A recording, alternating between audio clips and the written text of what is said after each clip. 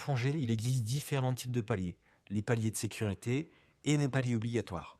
Les paliers de sécurité, dans tous les cas, on aura 3 minutes à faire à 5 mètres. Après chaque plongée, une plongée au-delà de 10 mètres. Après, ça dépend des alignateurs, mais c'est souvent le cas. Les paliers obligatoires, c'est si on est resté trop longtemps sous l'eau, ben on va avoir des minutes qui vont s'ajouter. Vous êtes niveau 1, c'est le moniteur qui le gère, ne vous inquiétez pas.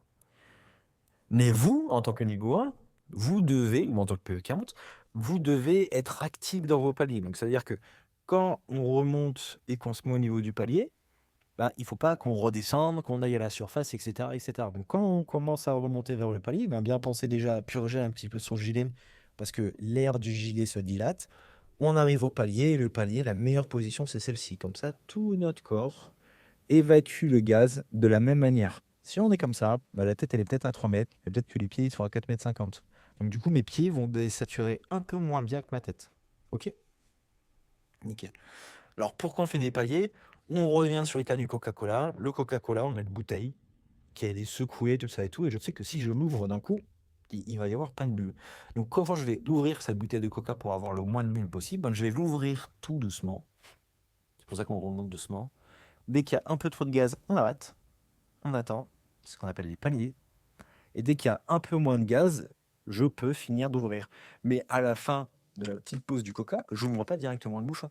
Donc pareil, donc, on remonte doucement, on fait le palier doucement, et les 3 mètres à zéro jusqu'à la surface, on remonte le plus doucement possible. D'accord? Parce qu'on peut avoir aussi trop de gaz. Donc du coup, on peut se niquer le palier à cause de ça. Parce que dans cette zone-là, de 0,3 mètres, bah, les variations de pression, elles sont très importantes. On passe de 1 bar à 1,3 bar. Donc les variations de pression sont importantes, donc on remonte tout doucement. Ok? Parfait. Souvent, le signe, c'est ça. Mais il y en a plein d'autres. On peut faire ce signe-là également. Donc ça dépend des clubs, ça dépend des moniteurs. C'est un signe qui n'est pas normalisé. Et le signe, normalement, il va vous être rappelé dans le briefing. Donc le briefing, soyez attentifs.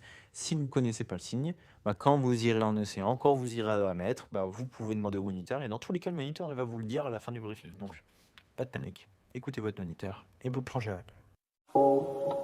Merci de votre soutien et j'espère à très vite pour de nouvelles aventures.